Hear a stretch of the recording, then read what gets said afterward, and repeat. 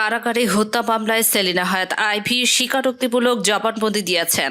সাবেক city mayor আইভিকে ফাঁসির রায় দিয়েছে আদালত। নারায়ণগঞ্জের সিদ্ধিরগঞ্জে 2টি হত্যা মামলা এবং একটি হত্যা চেষ্টা মামলায় সাবেক মেয়র সেলিনা হায়াৎ আইভিকে ফাঁসিতে ঝুলিয়ে মৃত্যুদণ্ডের রায় দিয়েছেন আদালত। এবং সর্বশেষ জানাবো, জোটবদ্ধ হচ্ছে বাংলাদেশ, চীন, পাকিস্তান, বেকায়দায় ভারত। এতক্ষণ শুনছিলেন সংবাদ শিরোনাম, এখন থাকছে বিস্তারিত।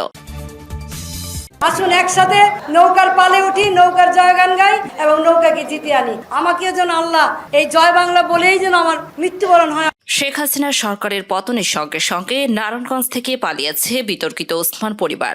হত্যা, গুম, চাঁদাবাজি, দখলবাজি সহ অসংখ্য অপকর্মের হত্যা শামীম ওসমান, সেলির ওসমান, আজমেরি ওসমান সহ এই পরিবারের সব ক্যাডার লাপাত্তা। তবে আওয়ামী লীগের রাজনীতি করলেও 5 আগস্ট হাসিনা পতনের পর কোনো বাধা ছাড়াই নারায়ণগঞ্জে ছিলেন city mayor doctor Selina Hayat Ivy হয়ে উঠেছিলেন জনপ্রিয়, কিন্তু তাতেও শেষ রক্ষা হয়নি। এখন তার দিন কাটছে কারাগারে, হয়তো ফাঁসি হয়ে যেতে পারে। ওসমান পরিবারের বিরোধিতা করে আইভি জনপ্রিয়তা অর্জন করলেও সিটি কর্পোরেশনে চালাচ্ছেন স্বেচ্ছাচারিতা। তার সিদ্ধান্তের বাইরে কোনো কথা বলার সুযোগই ছিল না। শেখ রাসেল পার্ক, সারা দেশের সব চাটুকারদের মতোই আইভিও ফ্যাসিস্ট হাসিনা বন্দনায় তৈরি করেন এই পার্ক। নগরের দেউফোক এলাকায় এই পার্কটি নির্মাণে সিটি কর্পোরেশনে ব্যয় হয় 57,67,00,000 টাকা, যে ব্যয় দিয়ে রয়েছে নানা প্রশ্ন। এই পার্কটি ঘিরে যে উচ্ছ্বাস ছিল দিন দিন তা ম্লান হচ্ছে, কারণ আইভির ইচ্ছা আর স্বেচ্ছাচারিতার কারণে বিপাকে পড়েছেন পার্ক ঘিরে ওঠা আরও কিছু প্রতিষ্ঠান। কারণ এই পার্কটি সিটি কর্পোরেশন করলেও পার্কের জায়গা রেলওয়ের, যে কারণে পার্কের জায়গা বুঝে পাননি সিটি কর্পোরেশন। পার্কের সাথেই গড়ে উঠেছে নারায়ণগঞ্জ চারুকলা ইনস্টিটিউট। নজরকাড়া ভবন দেখে চমকে যাবেন সবাই, কিন্তু তার চেয়ে বড় চমক হলো এত বড় প্রতিষ্ঠান নিয়ে ঝুঁকির মধ্যে আছেন প্রতিষ্ঠানের কর্তারাই। যেমন খুশি তেমন সাজের মতো, যেমন ইচ্ছে স্থাপনা নির্মাণ হয়েছে পার্কের ভেতর। জনগণের জন্য সারাক্ষণ উন্মুক্ত না থাকলেও বাণিজ্যিক কার্যক্রম চলে জোরে সোরেই। বাণিজ্যিক এসব প্রতিষ্ঠানে জড়িয়ে আছেন আইভির ঘনিষ্ঠজনরা। পার্ক ঘিরে গড়ে উঠেছে আরও কিছু প্রতিষ্ঠান। আইভির ঘনিষ্ঠতার খাতিরে এখনো দাপটে আচরণ কমেনি অনেকের। বলছেন সরকারি জমি নাকি আইভির মাধ্যমে কিনে নিয়েছেন তারা। জায়গাটা এটা আমাদের মেয়র, সিটি কর্পোরেশন তদানীন্তন কর্তৃপক্ষ আমাদের ওইখান থেকে জায়গাটা রিপ্লেস করে আমাদের এই দিকে দিচ্ছে, যেটা আমাদের খরিদকৃত জায়গা। এবং সিটি কর্পোরেশন বস্তি ব্যাঙ্গে যে পার্ক করছে, এই পার্কের লাগোয়ে আমাদের এই জায়গাটা। আইভির কাছের মানুষদের দিয়েছিলেন সব ধরনের সুযোগ সুবিধা। এটি প্রচলিত ছিল যে নারায়ণগঞ্জ সিটি কর্পোরেশনের কোনো সুবিধা পেতে হলে হতে হবে আইভির ঘনিষ্ঠজন। সেলিনা হায়াৎ আইভির ঘনিষ্ঠজন না হলে নারায়ণগঞ্জ সিটি কর্পোরেশনের কাজ বাঁকানোর কোনো উপায় ছিল না। এজন্যই সিটি কর্পোরেশনের যত কাজ হতো তার বেশিরভাগই পেত আইভির সবচেয়ে ঘনিষ্ঠজন আবু সুফিয়ান, যাকে আওয়ামী লীগ নেতারাই ব্যাংক অব সুফিয়ান নামে উপাধি দিয়েছিলেন। সুফিয়ান নিজে তো কাজ করেননি, অন্য কেউ কাজ পেতে হলেও সুফিয়ানের কাছে আসতে হতো।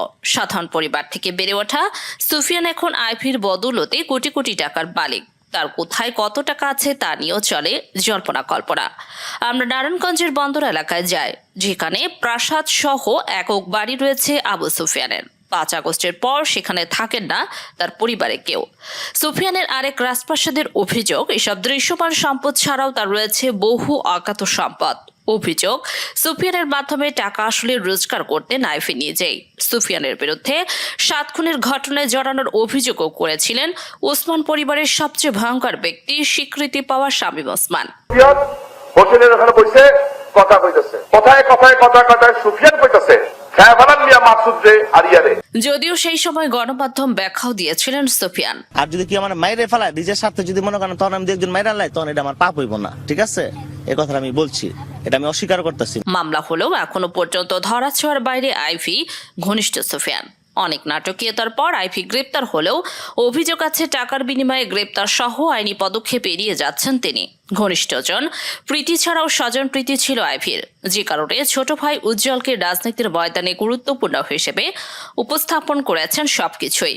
ভাইয়ের অনেকেও দিতেন বহু সুবিধা। আমরা তাদের সাথে যোগাযোগ করতে চাইলে গা ঢাকা দেয়ায় তাদের পাত্তা পাওয়া যায়নি।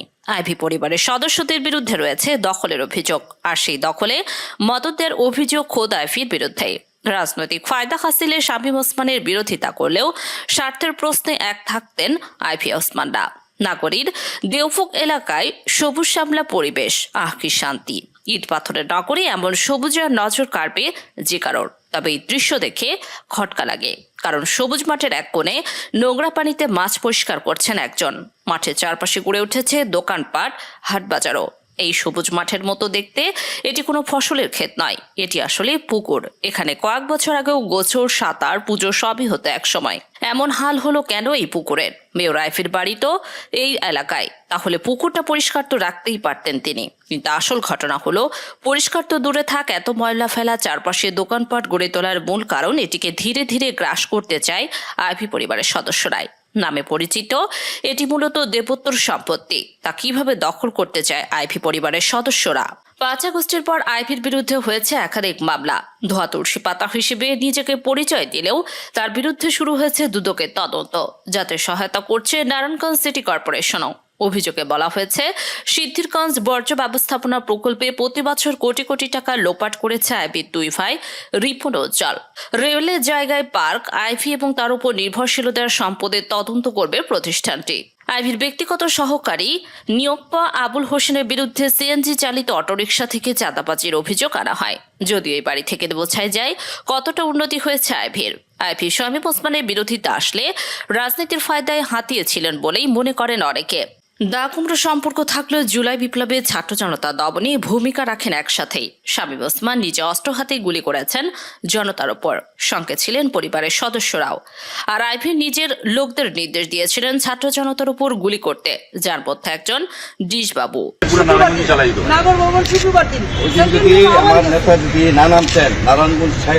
দায়িত্ব মন মতো পালন না করায় সে সময় স্বরাষ্ট্রমন্ত্রীর সামনে রাগ ছাড়েন ডিশবাবুর ওপর।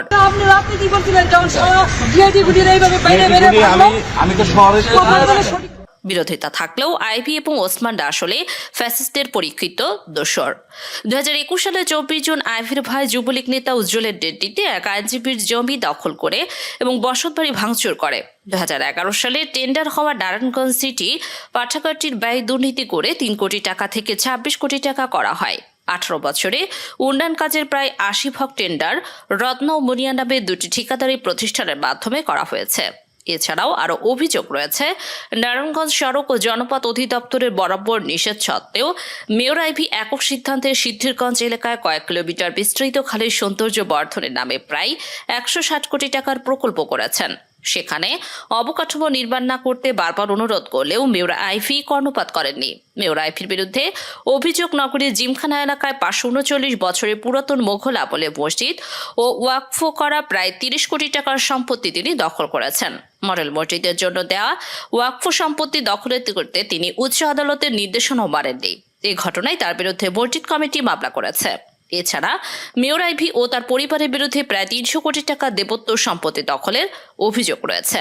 নগরের দেওফুক এলাকায় কয়েকশো বছরের পুরনো মন্দিরের দেবোত্তর সম্পত্তি নিজেদের বলে দাবি করেন আইভি পরিবার। এর প্রতিবাদে সনাতন ধর্মাবলম্বীরা ব্যানারও টাঙিয়েছিলেন। হিন্দু নেতাদের দাবি, দেবোত্তর সম্পত্তি কেনা বেচার কোনো আইন না থাকলেও কেনার অজুহাতে বিশাল সম্পত্তি গ্রাস করেছে আইভি পরিবার।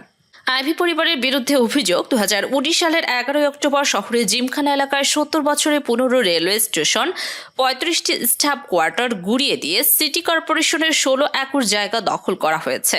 রেলওয়ে জমির দখলদারিত্ব বজায় রাখতে সেটিকে শেখ রাসেল পার্ক নাম দেওয়া হয়েছে। রেলে কর্তৃপক্ষ মামলা করলে গ্রেপ্তার ঠিকাদারকে ছাড়িয়ে আনতে সারারাত থানায় বসেছিলেন মেয়র আইভি। অভিযোগে বলা হয়েছে, আদালতের স্থায়ী নিষেধাজ্ঞা অমান্য করে 2019 সালের 20 জুন শতবর্ষী রহমতুল্লাহ মুসলিম ইনস্টিটিউট ভবন ভেঙে দিয়েছেন মেয়র আইভি। অথচ ওই ইনস্টিটিউটের সভাপতি জেলা প্রশাসক। নিষেধাজ্ঞা অমান্য করে ভবনটি ভেঙে ফেলায় 2019 সালের 28 আগস্ট আইভিকে শোকজ করেন নারায়ণগঞ্জের 4র্থ সহকারী জজ আদালতের হাকিম।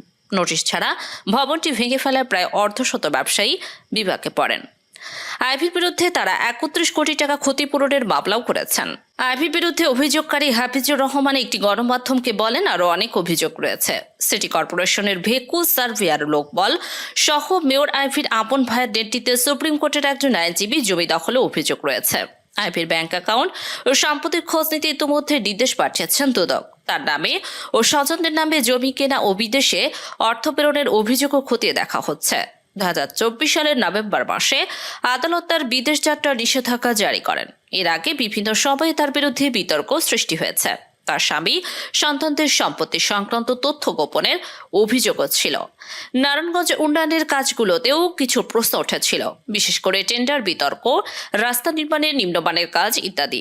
2025 সালের 9 মে হঠাৎ ভোরে নারায়ণগঞ্জে দেওভোগ এলাকায় নিজ বাড়ি চুনকা কুটির ঘিরে ফেলে পুলিশ। সেলিনা হায়াত আইভি তখন নিজের রূপেই ছিলেন।